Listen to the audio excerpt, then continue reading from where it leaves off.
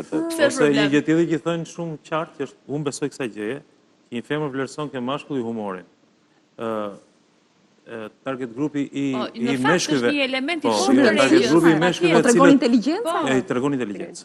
Domethënë vlerëson direkt, domethënë edhe qoftë sikur mos ta shpjegoj dot një femër që pse po i pëlqen humori, ajo në vetveten e saj në superqendsen e vet vlerëson inteligjencën e këtij mashkulli. Aspekt interesant që kam dëgjuar në një nga studimet për pëlqimin e gjinive të kundërta ishte në fakt që për shembull meshkujt pa flokë ishin kompleksi meshkujve sepse për femrat e anketuara dhe ishin me mira nuk ishte kurfar problemi të pasurit, mos pasurit flokë të rëna. Me mjekër, me mustaqe, po në këtë rast. Vetëm ishte e gjithë kjo sinteze ishte komplekse. Ti kur ndjesh më atraktiv, kur e ndjen që vajzat të pëlqejnë, kur lë mjekër, pak mustaqe? Në fakt më masakrojnë nëse Heq mjekër?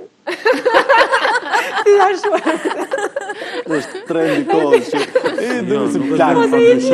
trendet ndryshojnë edhe kjo është dhe për flokët, ndoshta edhe ndryshon. Po ka diçka tjetër e cila është shumë e rëndësishme në një marrëdhënie të një mashkulli dhe një femre. Domethënë varet dhe nga target grupi i femrave, të cilët ai mashkull i cili bën humor ose s'bën humor, ose është i mirëmbajtur ose jo, vlerësohet nga një femër me syrin e saj. Siç tha dhe vajza atje, që unë do të ishte i pastër dhe i mirëmbajtur. Domethënë sa e rëndësishme është tani, siç nuk ka qenë përpara, pjesa e higjienës, cilin femrat e vlerësojnë dhe mund bëhet qefi që vlerësojnë kaq shumë, sepse kemi akoma ato pjesët e jetës tonë, e cila kemi pikpyetje të mëdha ke gjena.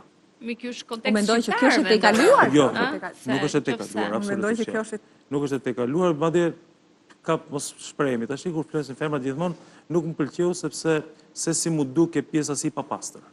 Pjesa është shumë individuale, pastaj mund të jetë natyra dhe tipi. Por për individuale po flasim tani, nuk po flasim përgjithësi.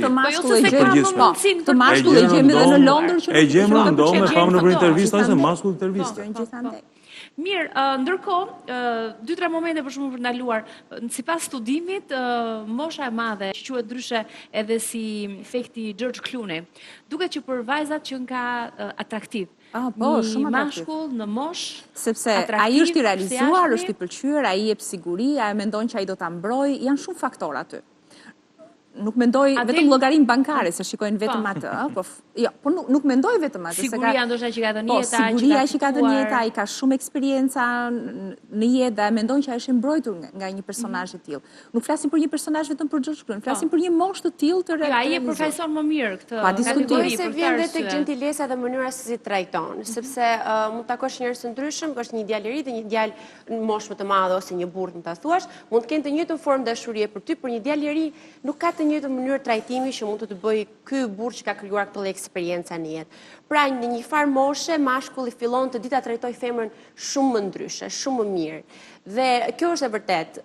Ndoshta është fakti që kemi atë dashurinë e madhe për babain, kështu që sigurisht i e portretizon tek mashkulli që ke në krah, po që realisht meshkujt më të mëdhenj ka një formë tjetër trajtimi dhe ajo gentilesa është e jashtëzakonshme.